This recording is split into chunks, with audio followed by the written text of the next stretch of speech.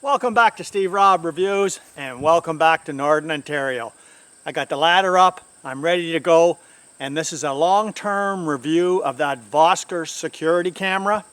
Well, I tell you what, at the end I'm going to tell you whether I would recommend this camera or not, but it's got some dysfunctionality to it, and I'm going to show you what it's all about. I'm going to go up on the ladder, we're going to take a look, and we're going to see what the dysfunctionality is of this Vosker V150 security camera.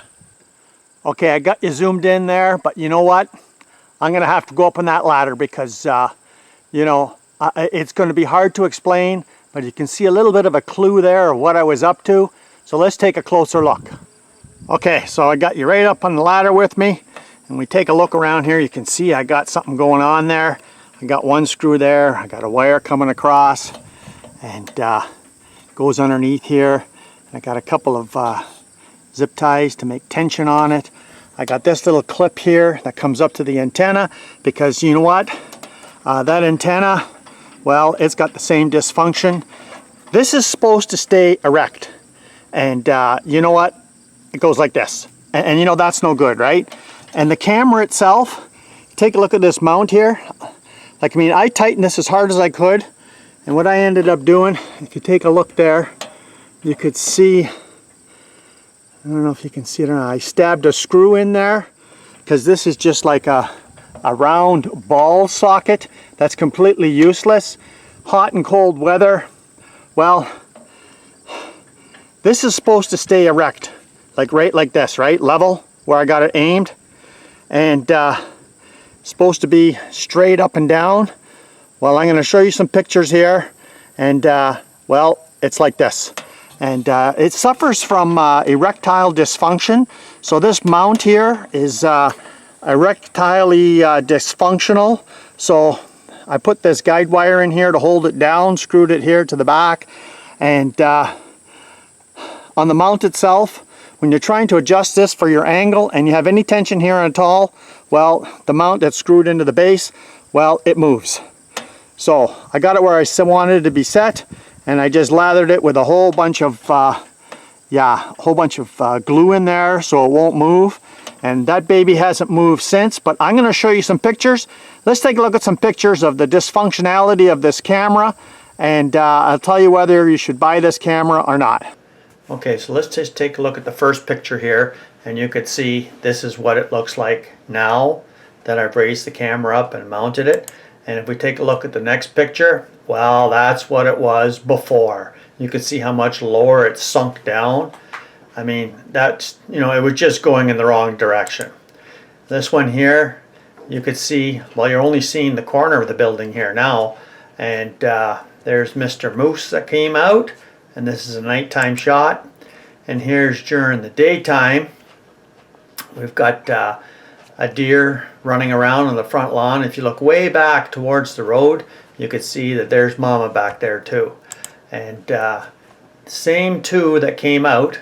They got the deer on the far left, and on the far right, just on the right hand side of the road, you can see Mama's back there again.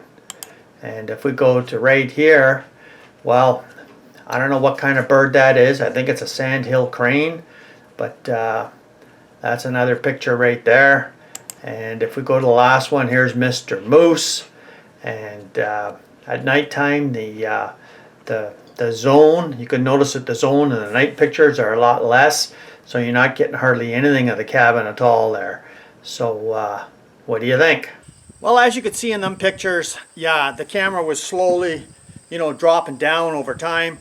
And well, you shouldn't really have to jerry-rig it all up like that.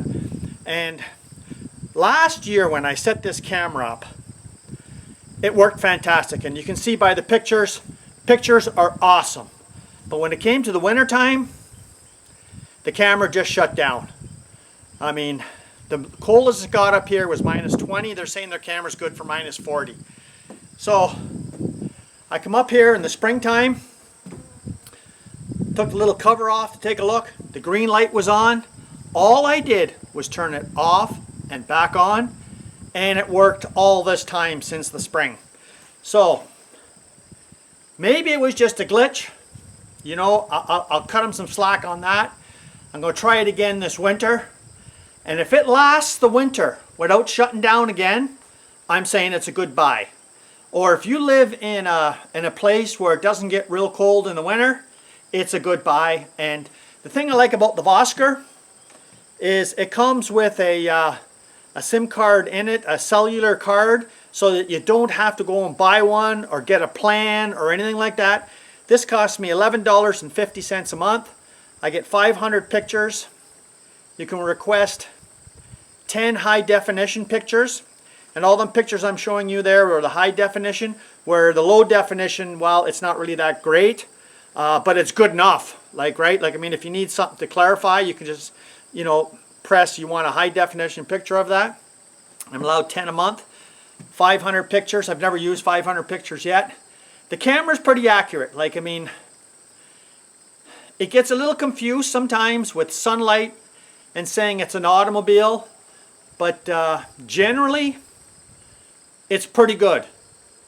So I mean, I've tested it out enough that if it sees a person, it'll say person. So the only thing I got it detected for is just person or automobile, and everything else comes into, like I'll get a notification for only a person or an automobile, but you have to go into the app itself and take a look and see if any other pictures come up, like you see the deer or the moose or whatever, right? And I would say value for the money is great, but I mean, that system that they have where you mount it on a wall, that needs some huge improvement there, because you know what's the sense when the camera keeps drooping down and down and down and down, and you know, you'd think there would be a solid mount, but no, it's not. I mean, I'm leaving it in one place. I'm not taking it off and moving it around different places, so I think it's a good deal. And for me, where I am up in Northern Ontario, cell service was 1 bar. So I showed before in my videos, I'll put a link down below how I got this all set up for a cellular signal booster. So now I get a minimum of 4 bars all the time, and many times 5 bars. So it has no problem getting cell signal where I am, because I put my auxiliary signal booster in and it works fantastic. Just works fantastic. This is on 24/7 all the time. I'm all off grid. Everything is solar here, and it works great. So hopefully we're going to get through the winter, and I'll review this one more time. And because this camera is completely useless to me. As soon as it gets cold, the thing shuts down. Well, that's no good for me. I'm hoping it was just one-time glitch. Let's find out. So thanks for joining me here today, and if you haven't seen this channel before, you're welcome to subscribe. And look forward to some more videos next year of me up in Northern Ontario. Cheers.